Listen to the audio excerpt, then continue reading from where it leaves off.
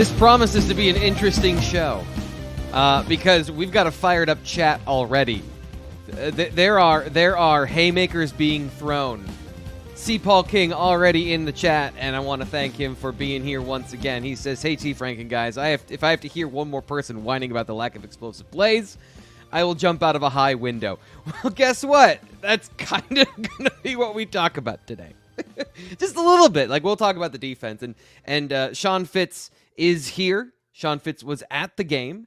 And until about 45 minutes ago, I think, he was still in Chicago. So, Sean Fitz, you are a miracle worker. Thank you for being here live on the show, 10 a.m. It wasn't quite that. I'm not quite a miracle worker. I did save Nate Bauer's marriage. We had some American Airlines is not a sponsor, right? Okay. No.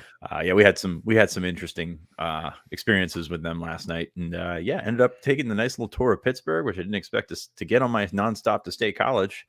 But we got back late last night. I'm very tired, but I watch football for a living, so like the adversity that we faced is not the worst thing in the world. Hopefully it's the worst thing anyone faces in the chat today. And I hope everyone has a great day. Hope everyone had a great weekend. Beautiful weekend in Chicago. Absolutely gorgeous. A little hot for my taste for turning into October. But again, the things that we complain about, the adversity that we face, we're gonna be fine. No, thanks for everybody for joining us. Thanks to Paul. We don't advocate jumping off of tall buildings here on this show. No, we don't. But yeah, I get it. Yeah, that's the only thing that we're hearing. Parroting is a good word because it is started and just taken on a life of its own, talking about no explosive plays. But Penn State, 41 points, sleepwalking to 41 points. I believe someone said on the podcast last week that that's something that they could do, and that's why he predicted 45 points. So I shout out to that person, whomever it may be. Whoever it was. Penn State with another win, 5-0, going into the bye week, not the off week, the bye week. Yes, that was very important that James Franklin underscored that several times, that this is an area and a week of extreme improvement and not a time to just take off completely. So after watching, the offense specifically and watching that back, my opinions for the postgame show haven't really changed. Usually there's some nuance and there's some things that, we can get into. But I kind of saw what I saw, and I'm glad that you're here so that we can have a conversation about, like, it's not just I wanted to throw my opinion up against somebody else other than the chat. Chat did a great job, but they were toasty Saturday after the game. So I want to get another balanced opinion about what you saw on the offensive side specifically, and to see Paul King. That is why we're going to be talking about it, because it is the interesting thing. Although I want to start here. As you did on our incident analysis video, this defense is awesome, and we never talk about them. We take it for granted so much. I mean, you look at the sudden change to start the game on the 12-yard line or something like that, 11-yard line, and 3 points. 3 points is a definite win there. I mean, obviously, if you can get them to miss the field goal, great, but 3 points is a definite win there. Also, why you don't predict a shutout. I believe that was a conversation from last week. But they are so fast and so... I mean, you don't talk about explosive defense, but like these guys are pretty nuts, and that defensive line is coming along. And again, the measuring stick is 3 weeks away. But you can't know how that's going to happen until you're 3 weeks away. Like it's the same thing that we're doing over and over is like, well, they did that against Northwestern, but can they do that against Ohio State and Michigan? It really just gets so very old. I'm going to be up there on that ledge with Paul. See Paul King there if that's what we got to talk about for the next 3 weeks. But that defense was just brutal in the best way showing. They just brutalized Northwestern, especially a defensive end. I mean, you look at what, like, Adisa Isaac had 1 sack, and that was his 1 tackle for the game. And that's like, okay, that's not a good stat line. Like, all these guys are eating into each other's stats by doing a 3.5 sack game for the defensive ends. By doing, Chop Robinson didn't register a tackle. Chop Robinson was still pretty active on Saturday until he came out. Big part of their victory. Limping a little bit.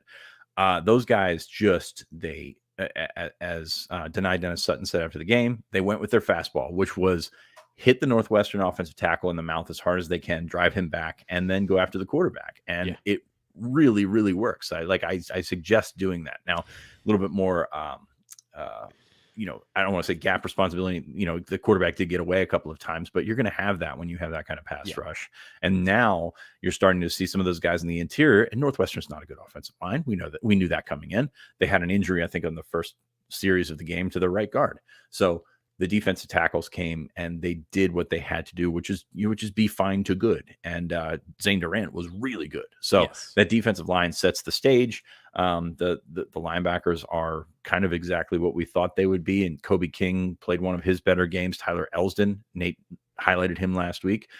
He's doing a good job. So just kind of everyone doing their thing. And yeah, here we are taking them for granted, giving up 13 points with 3 of that, basically a gift on the doorstep. So I that's what I like about this team. We're going to hand wring all we can about the offense, but the defense is going to have them in every single game. I firmly believe that. And that includes the big ones. So I'm glad you started on the defense. So you spent all summer talking about the offense and Drew and the receivers and all that kind of stuff. And that's still worth talking about. Absolutely. But kind of unfair to that defense, which is elite. The progress they've made too, defensive ends. I know something you talked to a bunch of the defensive ends and wrote about over at BlueWhiteIllustrated.com of their ability to get into the game and affect it from start to finish was really impressive. And you mentioned like there are certain things that are just not going to happen later in the year, like Adisa Isaac running straight through a right tackle, like. I want to say it was like an RPO and he got a quarterback pressure, which should never happen. Like the ball should be out immediately. But like they were just so dominant in that game that it kind of puts you on that level of these guys can contend with the teams later in the year because look what they're doing against opponents that are not on their caliber. And the defensive line, I think, is the tackles specifically have done a good job of improving in the areas they need to in order to give everyone else the opportunity to make plays. You mentioned Zane Durant, but I think just generally they've been better at hitting their marks throughout the last 2 games specifically, and that leads to the absolute domination that we've seen. Was that really a test for the secondary? Because I came into that game thinking like this is the first time they're going to see actual balls thrown their way, and then the defensive line was like, "Hey, no, it's not." So what are we yet to learn about that part of the defense? Yeah, that's exactly right. I mean, Ben Bryant, for all the gutsy plays that he made, was not an accurate thrower of the ball. Penn State really still has not seen one of those this year, and they'll see, I think, 2.5, maybe 3 of them the rest of the way out. So like that's part of playing in the Big Ten. But I mean, you're going to look at McCord in a couple of weeks, which you don't. Like you think, like you've seen him make those, like that throw he made to get Ohio State to the doorstep and beat Notre Dame was an elite throw. Has he really put it together everywhere? I don't know. JJ McCarthy's pretty good quarterback. Talia Tungavailoa is, has had a great year, and he's a pretty good one as well. But other than that, you got the Big Ten, so that's where they're at, being tested. But KJ Winston, we've been saying it for weeks. Like him in man coverage gives them so many options, and Daquan Hardy's playing lights out right now. Like he is running routes for receivers. They're so confident there on the outside. The pick was like as gifty as you could possibly get, but it was a culmination of him like playing a really good game all around. So you just look at that, and there's just I don't want to say there's stars everywhere, but like that's the way that the defense has come around, and you really can't say enough about it. Like, and I know, like, I don't know, are we going to hand ring over 13 points? I surely hope not. Like, there's a spoiled element to this whole thing right now, and that's that Penn State's winning by 4 touchdowns, and we're kind of like, this is how this goes. So, so it's all very fun. It's all very fun. But yeah, that defense, we can't talk enough about it, even though we're not going to talk enough about it. It is the bye week, so we're going to be shifting things a little bit around this week. I think Ryan is going to be joining me on Friday because there's no game for me to preview on Friday, but we're still going to have elite content during this week. So please subscribe here to the Blue White Illustrated YouTube channel. We're not going anywhere. We're going to be giving you season-long breakdowns, looks at the first 5 games, looks ahead, all of that stuff. And Homecoming's coming up. No matter who plays, it is always a fun time to come back to Happy Valley and relive the glory years. And that's why you should go to Tixman Gym to join the most exciting atmosphere in college football. Even against UMass, it's going to be an exciting crowd. So call 302-521-8380. If you've been looking for a reliable source of Penn State football tickets, check out Gym at TixmanGym.com, formerly PSUTixman.com, running his ticket exchange in Wilmington, Delaware for over 25 years. Check him out, 302-521-8380. Fitz, with the let's dive into the offense though, because there are some interesting things, and conflict and drama creates the most interesting things to talk about. So I'm just going to give you a one stat, and I want to get your opinion on this particular situation. Dante Cephas, 7 targets in the game, 2 receptions. I guess the leading question is, how much do they miss Trey Wallace out there being a non-factor, even though I think was he available this week? I wasn't even sure because he was questionable on the availability report. Yeah, he was out there and he did less than he has in previous warm-up sessions. I mean, is that a situation where you're bridging the gap? You've got the bye week on the other side of Northwestern. You've got UMass on the other side of that. So just get him as healthy as you can. You don't need him to beat Northwestern, as prickish as that sounds to say. Like, it's also true, but yeah, they certainly miss him. I mean, it's been the same storyline for 3 weeks now. You really miss that second option on the outside. I thought Keandre played a really good game. Like, it was a very efficient, 84 yards or whatever he had. Didn't get in the end zone, but like, he's the guy that they need to go to in those clutch situations. And I've found them going to other guys. Is it giving them a chance, or is it just, kind of taking what they give you? I don't know. I haven't done the full rewatch yet. But Cephas, 7 of those targets, I think there were 2 or 3 where he wasn't even looking. Like, there were miscommunications, missed routes, whatever you want to call it. And is that on him? Is that on Allar? But when he's downfield blocking like 12 yards and he's the only receiver on the side of the formation, what are we doing here? like that, and that's bad. And just rewatching it, I said he should have had that touchdown catch, and that would have been a great touchdown catch. It was a phenomenal route. Like, Northwestern was sitting on that stuff all day, like sitting on the comeback routes, because that's Penn State, all the Penn State was doing. So they set it up. He ran a beautiful double move. Drew's got to get that ball out sooner. He gets that ball out sooner. It's not really an issue. But this still would have been a really nice catch. But I agree, like, the lack of efficiency there is kind of what scares you. And it's not straight drops. It's not, it's a it's a combination of things where it's bad routes. It's, not sitting in the right part of the zone or whatever he may have been doing. So, I mean, it's been a jump for him. Like, mentally, it's been a jump for him to figure out where he needs to be on the field, and that's not ideal. Didn't see Malik McLean. I think he played 1 snap on offense. He's the guy that they gave a shot for. So I think they're trying to push guys into that role of a secondary option, and guys really haven't taken the next step. I mean, Liam Clifford has started games, but he's only getting a few targets per game.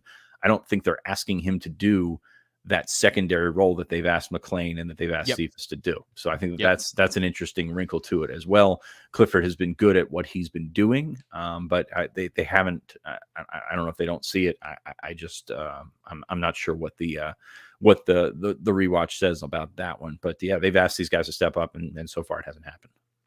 It's part of the conversation. I don't know if it's the whole conversation with Drew Allar and the way he's been playing, but it certainly is a large chunk that if I never want to dive into receiver trust, right? Like, because you have no idea, knowing that if a quarterback is actually avoiding his reads because he doesn't want to throw to a certain receiver, but every quarterback has their certain preferences, and clearly Drew Allar has kind of defined what he likes to do with the football and what Penn State is asking him to do with the football through 5 games so far. The personality of the offense.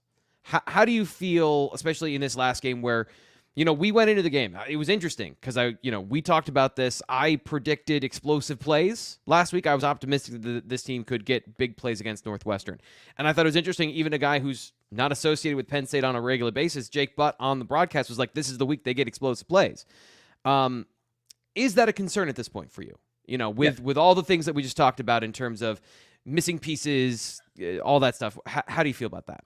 Yeah, I mean, it's going to be harder to string together drives against those big defenses on the schedule. Like, that's what they've sort of made their money on, is these long, coming out of third quarter, holding the ball for 7.5 minutes. The things that a good ground game will get you. But like at some point, you're going to need like, I hate to compare it to a video game, but like you need that quick strike. Like you Yep. need something like just to get you going. And sometimes you just throw deep for the heck of it. But no, I think it is a concern. Like I think again, the offense has been, I hate to use efficient, but they've done what they need to do to put points on the board. Has that come at the expense of some of the other stuff that they used to do? Yeah, I think it has. And I think that that's concerning, like not to the point where it's concerning that they're not going to score, but to the point where it's like, you're going to need that at some point. And Yeah. they're not dangerous enough on the outside to make that happen whenever they want.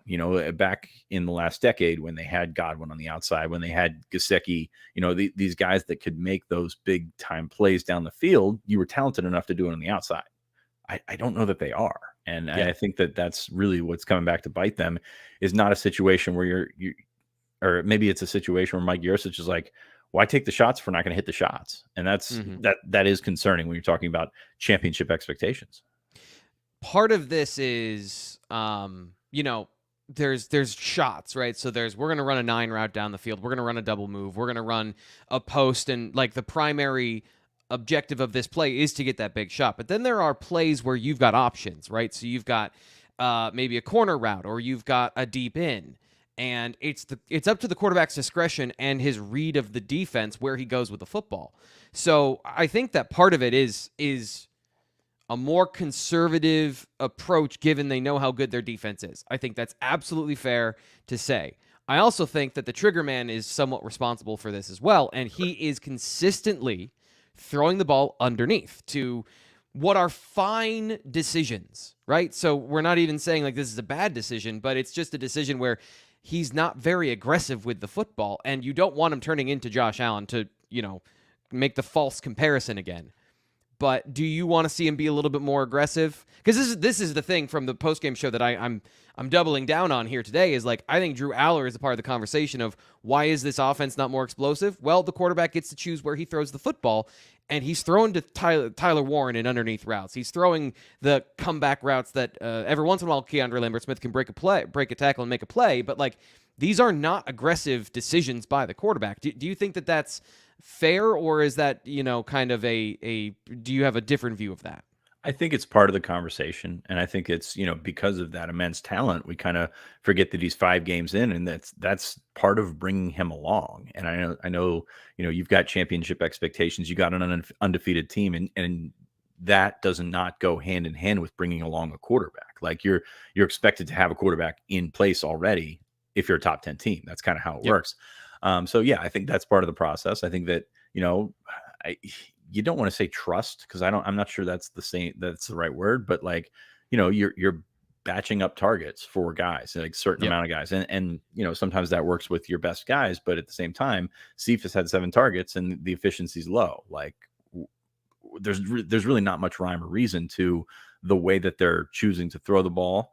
And sometimes that's good because it makes you unpredictable. But at other times, it's, you can lead to performances like Saturday, which was, not his best, obviously. 18 of 33, I believe it was. I mean, it's tough. So I think you've got that. I think you've got, questions about tight end usage and things like that, which you always kind of have with Mike Yurcich. That's it's so interesting that 5 games in, we thought we had a beat on what the offense was, and we thought that we had a beat on what the offense was trying to be. But you mentioned their identity a little bit ago, and I'm not really sure what their identity is. Like it's the identity is scoring over 30 points, and that's fantastic. But at the same time, it's like how are they getting it done? What would you categorize this offense in? And that really doesn't matter. But like it'd be nice to know. So I think one of the things that I've noticed is they do want to become more of an outside zone team, which is, kind of more of a zone-based offense, which is what Mike Yurcich was doing previously in his career. And he's had to like learn and adapt at Penn State with what they were good at, and I think partly what Penn State from the top down wants to be. And there's a little bit of just general evolution of offenses over time. You shouldn't be the same offense from 2014 that you are in 2023. So it is an interesting thing of like, it's hard to know if things are going the way they want when the running game is not explosive, because one of the reasons you run those zone actions is to get seams in the defense and to get explosive plays. So the conversation, we'll get to Steven here first, and then I'll continue my transition to the running game. Steven says, can't you scheme open wide receivers? Penn State offense hasn't done it good this year. Do you agree with that they have not done things specifically tailored to getting receivers open for those big plays, and they're running, I think everyone assumes they're running just their base offense all the time. There's not a lot of specific stuff for each game. Not really. Like it's been kind of different every game. The thing is, I mean, they're sort of capping themselves. Like if you run past 20 yards, like the way that I would judge this is like you watch this team. They when they run somebody deep, they sub in receivers. They haven't really done that because they haven't run anybody deep. Like I know there was a couple of times they took some shots downfield, but yeah. Sorry, I just got a text. I don't think there's any sort of, I don't want to say concern, but like remember those crossers from West Virginia that beat them? Like, yep. Kind of gone by the wayside, moving Drew around the pocket and things like that. I think that those are the things that you kind of miss. I don't want to say the schoolyard aspect of it, but that's what turns into big plays. A big play does not have to be throwing the ball 50 yards down the field. Yep. Like a big play is something where you can find Keandre Lambert-Smith coming across the formation and doing some really nice things. So I think that's kind of what I'm missing. It's not so much the straight routes or anything like that. Yep.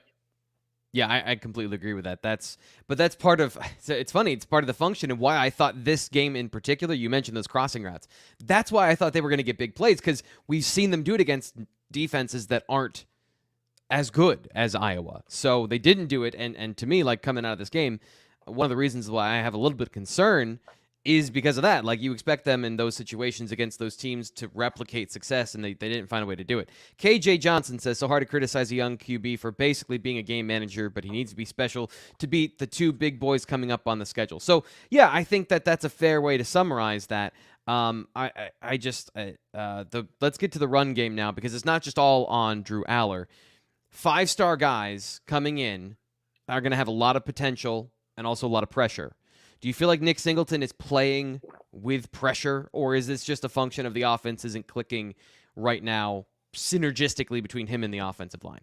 Yeah, I think he's trying to do too much. Like, I think he's being a little bit over patient and trying to, I would say, stick his foot in the ground too quickly and try and get upfield too quickly. And like that's happening here, and then that's happening there, and it's not lining up. And I think that's been what's been tough.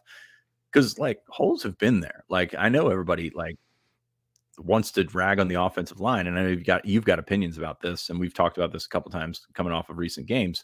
But like there are schematic reasons that those runs should be bigger, and it's not happening. So I think there's a lot going on up there. Like Trey Potts looks like he's running like a veteran. Like and only had a couple carries, but he's done a really nice job, and he does not have those physical gifts. Like he's not a fast guy. He's taken what, he's really made the most of what his abilities are. Nick just, I don't know. There's a lot going on there. Like it's not, I don't think it's physical. Like I was asked about that after the impressions, like it's not like he went on and put 15 pounds on this off season. Like he's pretty much the same guy physically. I don't know, man. It's been tougher to pin that one down, because I don't think a lot of it's physical. I think he's still tremendously talented. I think he needs to, be a little bit more elusive, more able to, get away from that thing. He's running hammer into nail, and yes, yep. There's a lot of Hammer's going to win that battle, but like at some point you got to bounce off that and go. So I'm still encouraged by some of the things we see with Nick, especially the pass catching. Like that's been a phenomenal add to his game. He's been really dangerous in the open field there, but that's not the bulk of his game. If he gets 20 touches, 17 of them are going to be carries, and he needs to make more out of that. Yeah. It's just they are using him in a couple of different ways and getting him out into the open field. This is something I had a conversation with people about in the offseason. They said we want Penn State to use Nick Singleton more in the passing game. We want them to be part of the receiving game. But now you've got a check down quarterback. Like that's the function of throwing to the running backs, is you don't throw explosive plays down the field. If you target screens and running backs and things like that. I think it's also part of the conversation of trying to get Nick Singleton going is also throwing less valuable targets, which he's still getting good yardage. Like in the game, the reason I bring it up is because he led this game in targets, and I believe he was like second or third in Illinois in targets as well. And you would say in those games, like Penn State wasn't explosive. Well, yes, they were throwing their ball to their running back. And as much as he is an excellent football player, his targets are coming 2 yards down the field, not 7 or 8 to generate those explosive plays. So just kind of a side note in this conversation of the intricate webbing of what creates and what causes all of these things to happen. Something I came out of this, you mentioned the offensive line. Your view of their job so far in the last couple of games and, the situation with JB Nelson. I know that if there's any information, we're not talking about it here, but like they now have had to go through 2 of their starting left guards. Are you concerned about just the replaceability and the depth at this point after having so much coming into the season? Now it's officially being tested. Yeah, and we talked about this in the preseason. Like every injury is going to have sort of a chain reaction, and now you're playing Venga over there, which Venga's been serviceable certainly. Yep. And I haven't done the full rewatch. I'm going to lean to you for the offensive line. It's always going to be better than people think it was in the first watch. That's just like a cardinal rule of how we evaluate things in live versus rewatch. Yeah, I mean, it was really interesting. So Nate, we did that stand up the other day after the game. Yep. And Nate's like, they got to be better on first down. And I'm standing there like, they were averaging about 7.5 yards on first down through the first quarter and a half. Like first down was really not an issue. It was so tough to pinpoint the issue because it was 2nd and 4, 2nd and 3. And then it was 3rd and 2, like the second down efficiency, which is not really a stat. Yeah. But that's really where Penn State struggled. They found themselves in 3rd down, all of a sudden, out to punt. So like that was the hardest thing about pinning down this offense on Saturday is they were kind of getting what they wanted on first down, putting themselves in great spot down in distance, and then just not really doing anything with it after that. So yep. It's tough because, that reflects well in the offensive line. You'd love to have 7.8 or 7.5 yards per play on first down. Like that's fantastic. And a lot of that was on the ground. And you look at Nick's numbers and you're going to be frustrated. I mean, he still had 80 yards, but you're going to be frustrated by the 3.8 yards per carry because you know that he's capable of much more and you've seen that he's capable of much more. Yep. So yeah, I think the offensive line, again, been fine. Like that's not really where the finger pointing goes in my just general consensus of the last couple of weeks. Yeah. I just want to point, I think this is an important point to make. And Fitz, you and I have both made this point over the last couple of years talking about offensive line play and offensive lines. There are elite offensive linemen, but you don't have to be knocking guys over to be a good offensive line that is doing your job. Like doing your job doesn't always mean like just for a shortcut, the PFF grades are going to be excellent. Like if you don't dominate a dude, you're not going to get a great grade. And I also don't think like you need to look at PFF grades or the run production of guys to assess for this offensive line. Look at the holes. Look at the wide gaps that they have created. I think Hunter Norzad has done a great job of really coming on as a center in his responsibilities. Olu's picked it up as a run blocker, which we said coming into this year that was going to round out his profile. But it's almost impossible to get 5 guys to block perfectly on every single play and give Nick Singleton this airport hangar of room to run. But they are giving him gaps to run. I think the issue for me has been there's been a tight end regression blocking. And Theo Johnson in line looked good earlier this year, but now that we got into Big Ten play, I think that's become an issue again. And this is something where last season I said it wouldn't happen when they would put Abdul Carter on the field and move Curtis Jacobs from his position, a veteran for a freshman. I'm not saying Theo Johnson isn't playing in the future, but in terms of his run blocking assignments, is that something, if it doesn't improve, they can change, or do you think they will change where he's lined up, or is it a James Franklin 1% better every day, just let him get better at it? Yeah, I think that because they have Tyler Warren there, who is, a bigger body, and he's been a better blocker. I wouldn't say either of them have been good blockers. I wouldn't say Warren's been a great blocker by any sense.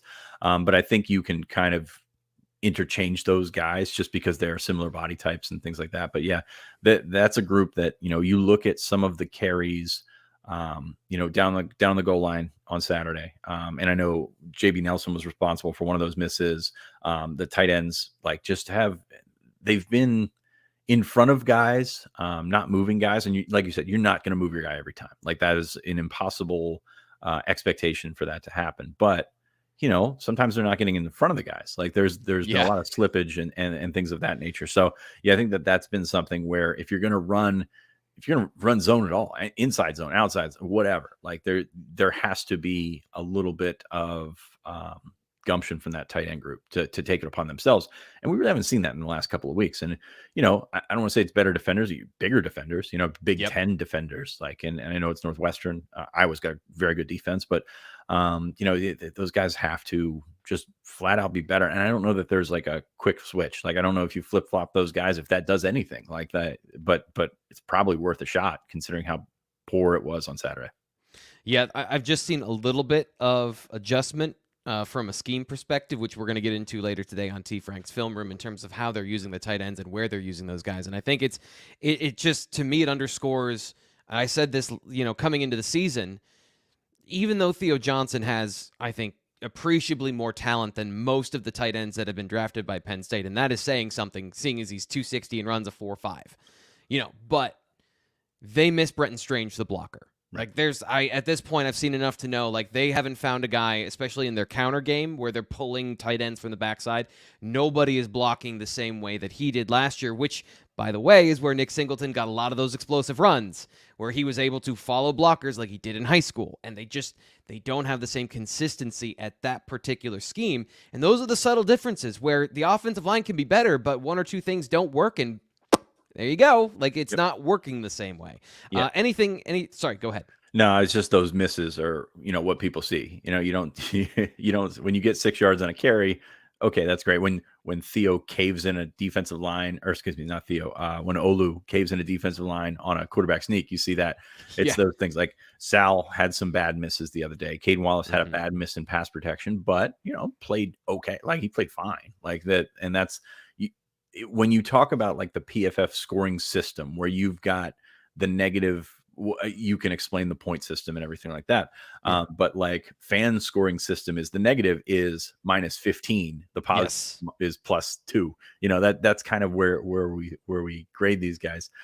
So I think it's been fun to watch that evolution, especially with Hunter Norzad at center. Like, we don't talk enough about Hunter Norzad. Like, he's been very good.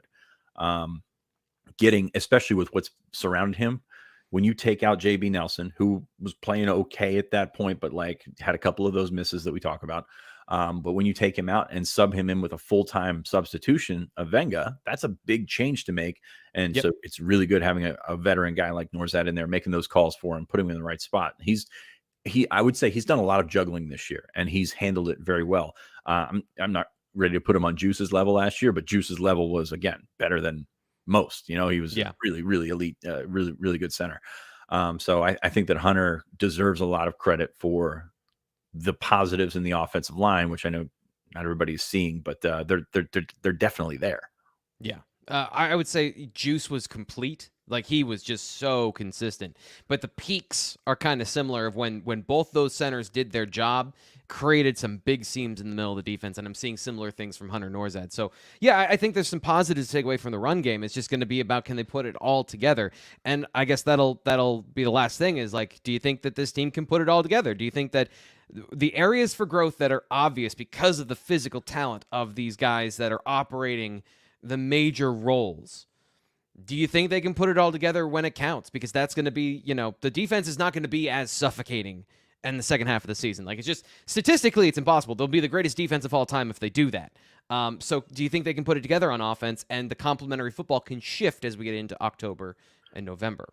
I think that potential is there. Like, I think that every single person doing the job that we're doing at every big top 10 school is sort of parsing the negatives to figure out how you can be the best version of himself. It's not about like harping on how bad this offense is that's averaging obviously over 30 points a game.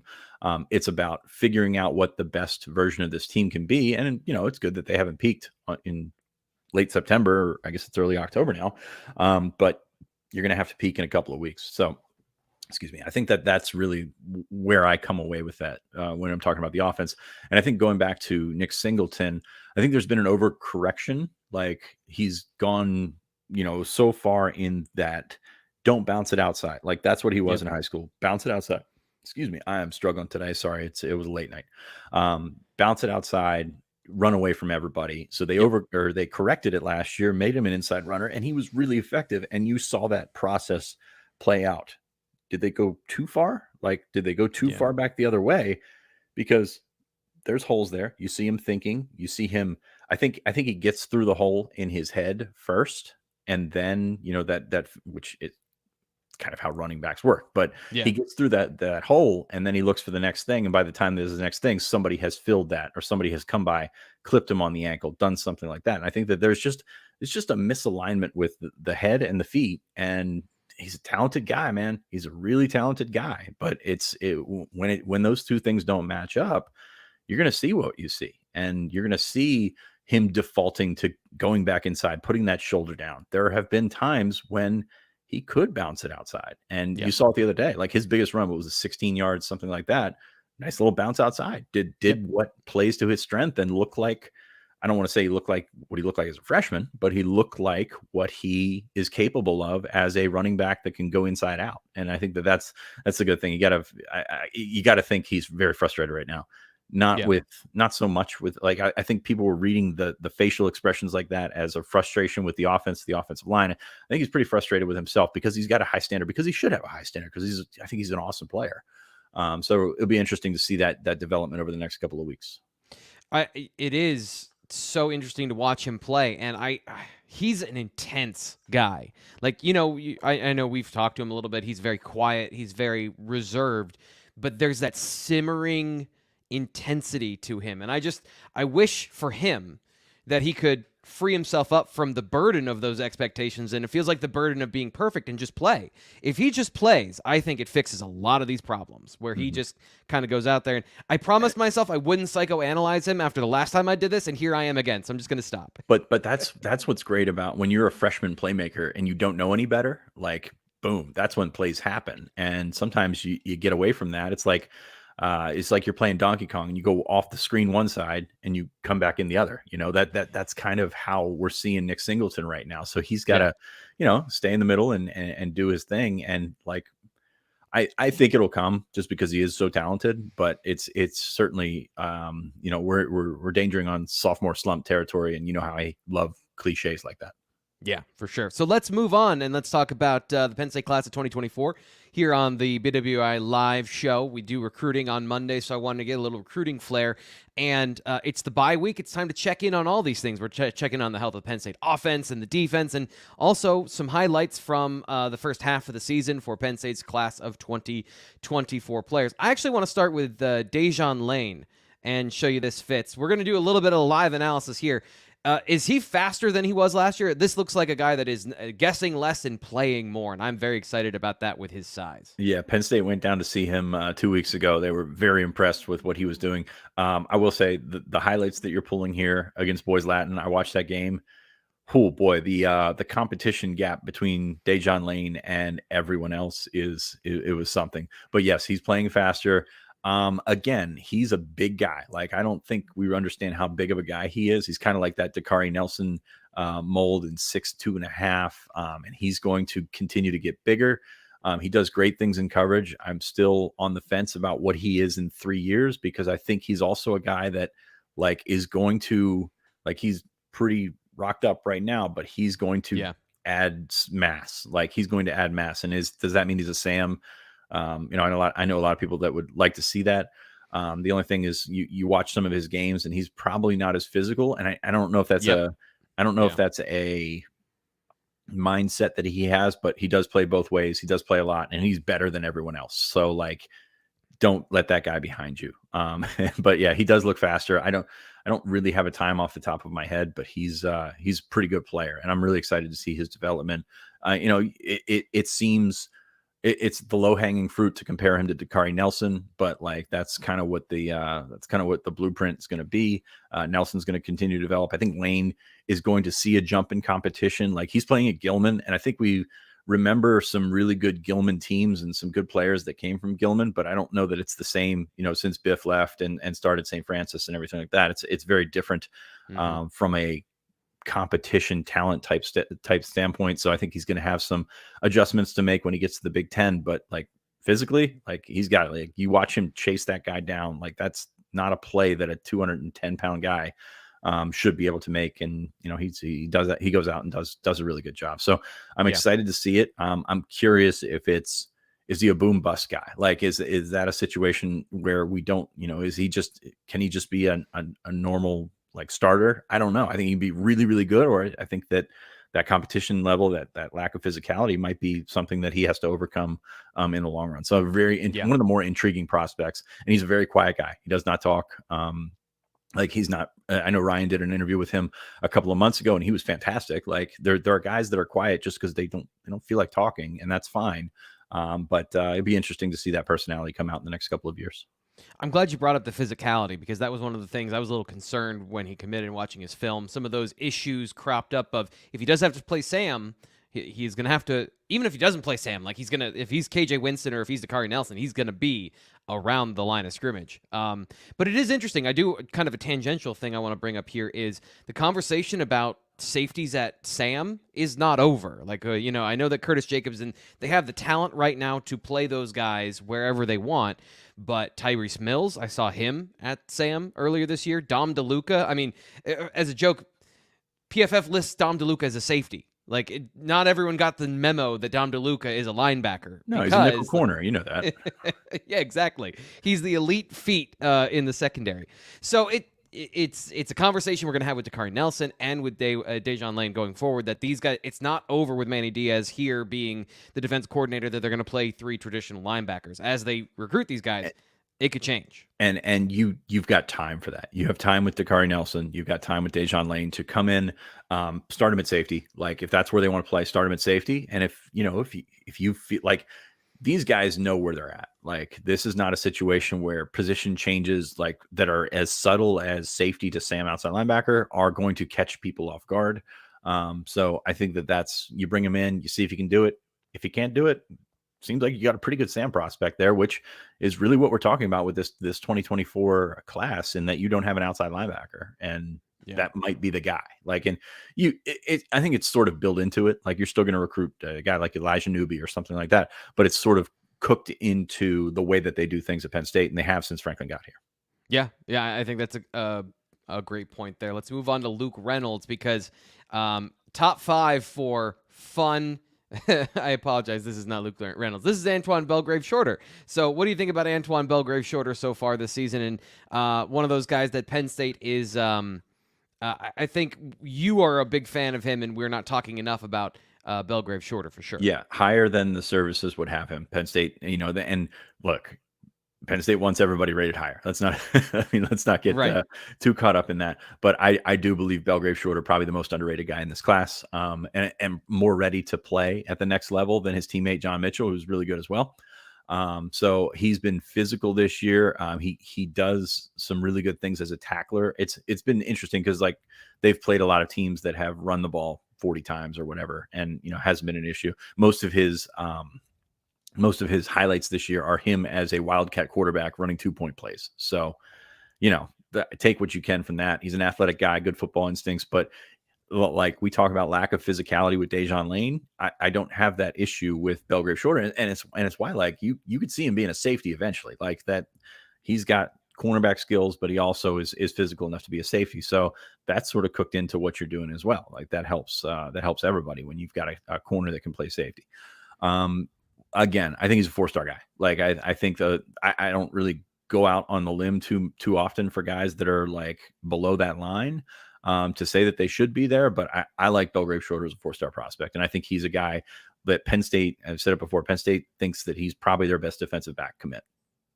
That's interesting.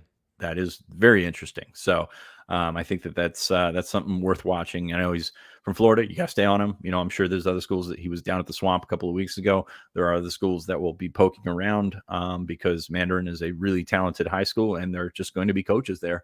And it's a long way from Florida. But, it seems like Penn State's done a really nice job with relationships there. So let's get into then his teammate John Mitchell, because the comparison I think we've made before is plays a little bit like Kalen King. Maybe he's showing more physicality this year, but it just seems like that they haven't had as many opportunities for impact plays just based on their highlight film, because they're some of the stuff you're seeing him from offense, but coming in cornerback blitzes, quality defensive back. What have you seen from him, and what do you know about like the view of these two guys? Because you mentioned Belgrave Shorter is the guy they like the best, but this is also a really good corner as well. Yeah, both those guys. I mean, you look at it's kind of he's playing on the other side of Belgrave Shorter, so you've got talent on both those sides, and they've got a 25 safety that's really good as well, and he's probably putting up the most highlights because they have to throw, teams that are going to throw against them are going to throw in the middle of the field. Mitchell's done a nice job of being physical. I don't get how Penn State, like, I don't know if like the joke's on Penn State or something like that, but Penn State should not get two corners from Florida that are that good. Like, yeah, it's not, it doesn't make sense. Like, and fits so well into the defense. I love the way they fit. Kudos to Terry Smith for identifying, like they identified those guys early. Like, and they had some connections down there and it worked, but like, it's mind boggling when you take, if, you get both of those guys to the end of the cycle. And I'm saying that because they're from Florida. Like, I'm not saying that because there's anything like really cooking there, but like you get both those guys to the end of the cycle, you think, what's the catch here, man? Like what's going on? But I think they're both really good. I've been a big fan of John Mitchell from the start, and Belgrave Shorter has really, really grown on me. I didn't see, I saw they lost this weekend, which is, see how that came about. I just haven't had time to dig into that, but really, really good, like really good players. Speaking of really good and really fun to watch, I wanted to make sure I made some mistakes here with our video earlier, but you've got to watch Luke Reynolds. Holy cow, 6'5" safety. I love watching his film. I mean, I don't know that I have a question here, but like Penn State, once again, identifying talent early and then getting a guy as talented as Luke Reynolds to commit. That's just... you got to stop playing these safety highlights. Penn State fans are going to go crazy. They have the prospect of a 6'5" safety. Manny Diaz has had a 6'5" safety before at Miami. There's a guy right now who's super good, so don't tempt him. He'll do it. Hey, I mean, Dex loves big safeties, man. Dex, you ask him where Dejon Lane's going to play, I can tell you he's got an answer for you. But yeah, Luke is a special athlete there, and he's still learning how to play tight end. Of course, he was a quarterback; he had to switch out. But he's really good, man. Like he's like physical. It's tough to pinpoint who you would compare him to in Penn State's tight end room, because he really does a lot of things good. He's a high school tight end, so I'm not expecting him to be a good blocker. Like that's kind of how high school tight end prospects work. But yeah, he is physical, if that makes sense, coming on the heels of what I just said about being a blocker. So like that's kind of where I'm at with Luke Reynolds. It's a good team that he plays for. Of course, he's got Dante Reno throwing him the ball. So that does not hurt. So I'm excited to see him. I don't think he's where Andrew Rappelier was last year. Yeah. As a tight end, like as an athlete, I think he's right up there, probably a little bit better in triangle numbers and things like that. Yeah. That's a couple of good ones. And you think back to it, like that was late March, early April, I think it was, or maybe I'm a month off or something like that. And there were questions about whether they would take him, and not just with us, not just with the message boards and things like that, but like internally, you're like, okay, if we take this guy, essentially it shuts down our recruiting of a tight end this cycle. So do we think he is good enough to stop recruiting or not stop recruiting, but to fill our spot, like to fill that gap in 2024 tight ends? And they were like, some people were on the fence. Ty Howell said, I think he's good enough, and I think he's going to blow up. And he has blown up. He's got offers that he has not reported from top 5 programs. Like that schools have come along, saw what he was able to do, especially after that showcase in the Northeast. He's locked into Penn State. Like he's coming to Penn State. But some big time schools have come after him since he committed to Penn State. And I think he's very content with where he's at right now. He is a guy, and this is always, so we're going to get into this with Garrett Sexton. And this is always the danger when you say he can be the most complete tight end I've seen at Penn State. Like he's got leaping ability like Mike Gesicki. He's got ferocity. Just maybe not as a blocker, doesn't have the technique yet, but he has got some of that Brenton Strange dog in him when he wants to go hit people at safety or when he has to be physical. His ability at the catch point feels a lot like Pat Freiermuth, and the size, the athleticism. We don't know where he's going to land on that spectrum, but when you're recruiting a guy, and if he has really, from what I can see, very few physical or potential inhibitors, I mean, that's awesome. You love that. And speaking of, I just love Garrett Sexton. I just love watching him just throw people around. Again, level of competition, I don't know, but it's just fun to watch giant athletes be super athletic and knock people over. Is this another guy that is going to blow up and be exactly what we just described, kind of with Luke Reynolds? I mean, it's so hard to say. He's a 3-star by 3 services, and he's what, number 44 in the country by On3. Yep. So there's a mixture of opinions here. I will say he's gotten better every week, and you can see that progress. And I think it's still going to take him time because he's going to have to build up. He's going to, get here at probably 275 or something like that, and have to continue to build up. And it's really a different style tackle than we've seen. Javen came in fairly, I think he was right around 300 pounds at that point. So, I mean, it's a different build, and that's going to take something that takes time, and he's still new to the position. He's going to get, when he gets here in January, he's going to get a crash course in some things. So I'm really interested to see how he handles that. And I think he's capable of it. I think he's mentally tough, and I think he's going to be able to do it. It's just going to be a stark learning curve when you're going up against an Dennis Sutton in your first semester on campus. And, Burkmeyer and Williams both found that out this spring. So it's going to be very a slow burn, I guess I would say. But the promise is there. You'd like to see those athletic numbers continue to improve. We talked about it this when he was at camp. It was Egan Boyer that was the athletic guy, and we thought I think we thought that Garrett Sexton would be the the sort of freak athlete. So still have him a little bit high on 3, I think, but I think he's a really good prospect, and I think he's a true tackle. You've got the length, you've got that massive frame. Like, I don't know that the highlights, because that's a pretty big high school offensive line. I don't know that the highlights do justice of how big this kid is, and he's going to continue to fill out. So I'm excited to see his progress, and he's, again, getting better every week. Watch when he reaches out to grab somebody. It's just like his arms don't ever stop. It's amazing.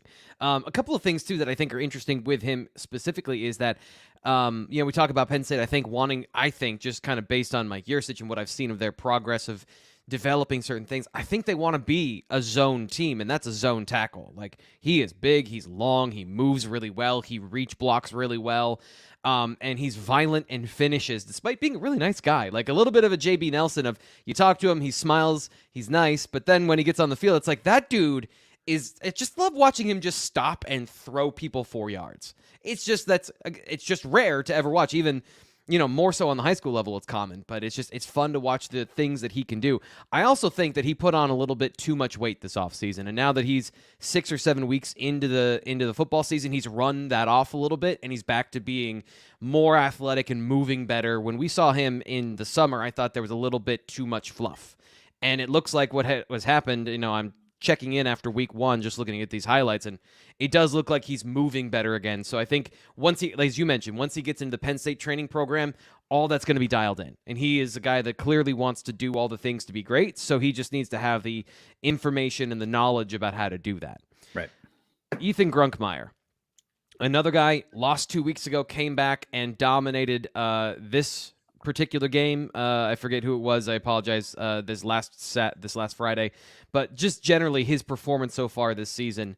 How excited is Penn State, and how intrigued are you by what he can do as a follow-up quarterback to what they've gotten previously? So we do the Friday night high school thread every week, and he has made it so simple. Like, all you got to do is either just Twitter search Grunkmeyer, or go to his high school does a fantastic job of putting out highlights and stuff like that. So he has made it really easy. He's also made it pretty easy for that team to be a contender. And it's been interesting for a 4-win team a year ago.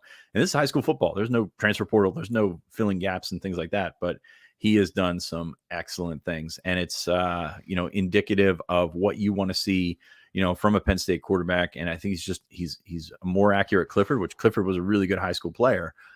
He's done a great job with, sort of mixing, standing in the pocket, making plays with the run. I mean, this is a team that's going for it on 4th and 15 in the first half because he can make those throws. And he's, obviously got a great connection with Gavin Grover, the tight end that's going to Cincinnati. I think Grover had 2 or 3 touchdowns this past weekend, but it's become routine for him to find these windows to just really be so much better than his competition, which is, a solid competition. Not great, but solid competition. And it's been really fun to watch his evolution because I just don't think this was the quarterback that he was a year ago. He's done so much developing under Brad Mandler to be that guy. And I'm not sure like where his arrow is pointing in terms of degrees up, but it's certainly pointing up. It's he's been really good this year. It's hard for me not to say ridiculous things about Ethan Grunkmeyer. He's making it harder and harder each week. Style of play. Again, I'm going to say style of play doesn't mean ceiling. I'm just saying the way he plays the game reminds me of Patrick Mahomes. His ability to spin out of pressure, create, it's great. He's the Penn State defense of this class in that every week he does something and you're like, oh man, that's really awesome. But let's see what Quentin Martin's up to. Let's see what somebody else is up to, just because it's become so routine. Yep. Yeah, and his ability to process, like Mandler calls him the human jugs machine because it's the same every time. He's a robot. The way his mechanics, his accuracy, I like. It's a good thing. It's a good thing that he's so good at those things, and his efficiency and his movement. I don't want to gush too much because it always gets a little too much, but he's just really good. Like Penn State got another really good quarterback, and the way he sees the field, I love it. And it's like Luke Reynolds, like there were so many questions about taking him, not only like, again, not just with us, like internally, there's a lot of opinions in that building. And it's when people ask me, hey, what's the staff think about this? There's a lot of different things and not all of it's always great. And there were conversations about which quarterback to go after and things like that. But this was Yurcic's call. And obviously he knows a lot more about football than anybody speaking on the show right now. So I think it's been fun to watch his evolution, and I think he is better than they thought they thought he was, and they thought he was good when they took him. A couple more guys. We're getting to the end of the show here, but some local flavor. We haven't gotten to the local guys. Quentin Martin, we'll get an update on him. Not as these are just the North Allegheny highlights. He's got some great ones from earlier in the year, but just Quentin Martin, his versatility. I don't know that I've seen Penn State recruit a running back with this level of versatility. Are you still interested in seeing him play multiple positions? Because I am. I am certainly, yeah. Especially when we talk every week about the lack of, oh God, don't do that, Quentin. When we talk about the lack of explosive weapons on the outside, and then we talk about the guys that are going to be back when he's a freshman. This is a guy that can play as a freshman as a receiver. Like, and I don't know that he's going to be he's not going to be a full-time receiver, but he's a guy that is talented enough to, do what they did with Justin King and Derek Williams, when they were freshmen, just throw them out there and not necessarily lean on them to be every down type of threats, but guys that can get a couple touches a game and do something with it. And Penn State's offense is so, I don't want to say talented because it's, they've shown some shortcomings this year, but Penn State's offense has a higher talent level than it's had in, from a decade ago when we're making some of these comparisons. So he's going to have the opportunity again. I think he can be Penn State's best wide receiver commit. And I like Tysier Denmark a lot. Like, and that's a good thing to have. And Peter Gonzalez is also putting up video game numbers at Central Catholic. So curious to see where that development line is there. But offensive playmakers, you need all of them you can get, and you got to use them when they get there, but you need all of them that you can get. Yeah, and part of the reason I ask that is because just generally one of the things I said about him last year watching his film is like he is a slash player. When Charles Power says that he is unique and that he is a unique running back, it's because he runs straight up. Like this is the comparison to Derrick Henry is physically he stands up and runs. You don't normally have that from a running back who is as high of a talent level as him. So if he plays some receiver, that becomes less of an issue. If he's a slash player that causes the defense problems, I think that is a value add, even if he isn't going to be, and I'm not saying he's not going to be, but if he is not a Saquon Barkley, Nick Singleton type running back who has all of the potential in the world to be a first-round pick at that position, he can be, but he also can be a receiver. And because of the way he runs and his style, I just think it's unique and it provides a couple of opportunities for him going forward. And you mentioned Peter Gonzalez in video game numbers. Literally every play is a 70-yard touchdown. And here against Ken McMillan, here's another 80-yard touchdown. How does he fit in this picture for you in terms of the receiver position? He's got the big-bodied, explosive play number one type, but kind of a limited profile in his recruiting of, this is one of the few routes he's running over the middle of the field. So Right. how do you view Peter in this class and his role within kind of this offense? Yeah, I think he's going to have to continue to develop as a guy that's going to be asked to run different routes. Like, there's only so many routes you can run, but Peter, for the most part, his highlights are him running past people. He's bigger, stronger, and faster than the guys that he's playing against. And I mean, that's a nice hesitation and go. I don't know that you're going to see that too much in the Big Ten. So he's going to have to continue to learn. I think he's a really tremendously talented guy. That injury, of course, set him back. And, Penn State was off of him for a while and came back into the mix when he's out there running 11 flats and 11 ones in spring track season. So he's got the physical capabilities to do it. I think it would probably take a redshirt year. Like, I think that's a big jump to make, and especially for an offense that's really talented like Central Catholic that can just grind teams, that they play and then go over the top. It's a really good luxury to have a Peter Gonzalez. So I'm excited to see. Like I said, we bumped him to I think an 88 on 3. I don't have his profile open right now, but we bumped him to an 88. I think that's apt. I think he's a really, really good player, and people forget that 88. That's a pretty good player right there. So curious to see how that works. But I think of the two, I think Quentin's got more of an immediate impact just because I think he's closer. He's closer to being at that level. And the good thing is, like, watching this thing, in 3 years, you might have Patrick Mahomes handing to Derrick Henry, and Penn State fans got to be happy with that, right? Yes. Sorry, I could not let you get away with those two. I understand what you're going for, but it's just like, well deserved. Last guy on the notes, somebody I know that you're very high on, that you've been following as well, Malachi Williams. What have you seen from him through the first 7 weeks of the season? Well, he's not Garrett Sexton, so I can tell you that. I was piling these in very quickly today, so I apologize for some of the errors on the screen. Now, we appreciate you doing the work to get that prepared. Like I said, I woke up probably a half hour ago or a half hour before the show and got a shower to sort of knock the rust off. So I appreciate you putting all the work in behind the scenes for this one. Malachi, I think he's really good. I think he's still raw. But like, in terms of bend, snap, like off the edge, like that, Penn State has not had many guys that get past that first wave of defenders and then close like he does. He's going to have to continue to get bigger. I mean, he's 217 right now. So like, he's a lot bigger than, I think when they offered him, he was maybe sub 200 or maybe right around 200. So he continues to get bigger. And I think that he's one of those guys that has the potential to blow up in the strength program. Like, he's going to get nutrition. He's going to, James Franklin said it last week under Pat Kraft, they have more food, better food. Like, he is going to be one of those guys that benefits from that more than anybody. And he can play at 255 pounds. Like, he can, do a lot of the things that we saw Zariah Fisher do over the weekend. And, hopefully everything stays healthy with Malachi, because there aren't too many guys that can bend like him, that can get off the snap like him. And I know we're all waiting out Jalen Harvey, but like, that's going to be an interesting comparison there. The trajectory of those guys. Yeah. Especially because Malachi Williams is taller, longer. I don't want to say more twitchy, because I think that's a competition right there, because both of those guys, even though Jalen Harvey is 245, 250 pounds, both those guys are really twitchy off the end. That's what they're looking for. So you don't have those 6'6" guys, but like, these are the guys that are making plays for Penn State's defense right now.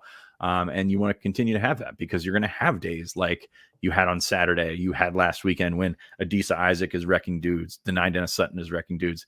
It's a good time to be a Penn State defensive end. It's a good time to be Dion Barnes, to have these tools at his disposal. And I think those guys are coming along really well. And I think that's going to continue. And that's kind of the funny thing when you take a look at Penn State's defensive end recruiting over the years, is we've kind of been wringing our hands about this for a while. Yeah.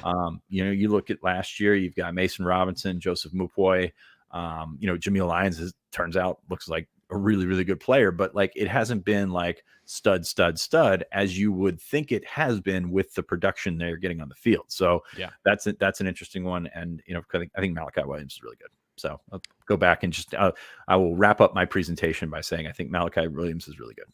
Yeah. And I just one tack on to that. You look at this class of 2024, lots of dudes with awesome frames, just like guys that have tons of potential. And maybe it is in a top 5 class, like the class of 2022, where they were, size and They had all of it in certain situations with Singleton and Allar and Denine and Sutton. But these guys, they have some really talented athletes in this class that they need to develop, and that's what you want. If you're not going to get those guys that are everything, get the guys that can be everything later. So, Fitz, that's what I got for today. Thank you for jumping on with us once again. Go get a nap, recharge from your trip to Chicago, and appreciate you coming on today. Hey, it's my pleasure. Thanks for everybody joining us in the chat. I hope you guys get outside this weekend, and like if you go apple picking, don't like pick apart the tree and like criticize that, like, because that's been a pretty good thing here in the chat. I've been keeping my eye on some of that. Penn State would beat Colorado, by the way, and that's coming from a guy that follows Colorado pretty closely. But no, thanks for everybody for joining us. I hope everyone has a great bye, not off week, and we'll see you next time we see you. Yeah, I'm going maximum fall. I'm putting on a flannel, and we're going to pick some apples and pumpkins this weekend. It's going to be a blast. And the chat, I'm very happy that they entertained themselves today here talking about Penn State and what it will or won't be against Michigan and Ohio State. And here's the good thing. We're going to be here, and we're going to give you all of our thoughts leading into those games as well. We're not going anywhere on the bye week or afterwards. So subscribe to BlueWhiteIllustrated.com, #1, so you get all that inside information about what we learn about Penn State coming out of Northwestern. And, of course, subscribe here on the YouTube channel. I'm Thomas Rankar. He's Sean Fitz. We'll talk to you later.